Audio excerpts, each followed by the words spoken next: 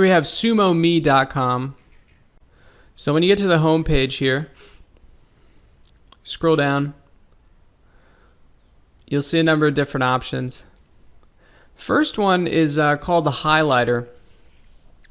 Whenever anybody highlights something on your page, automatically the social share buttons will show up. And the little box to write a message, and you can tweet it, share it. You can pick whatever social media share buttons you want.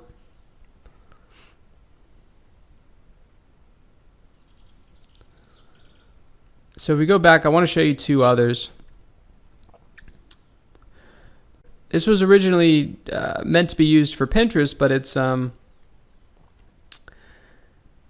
you can use it for whatever social media platforms you want.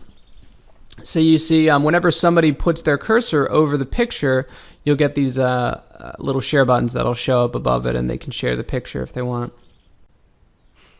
And it'll even include the alt text, like I was talking about in the website analysis section for people who use screen readers and for search engines.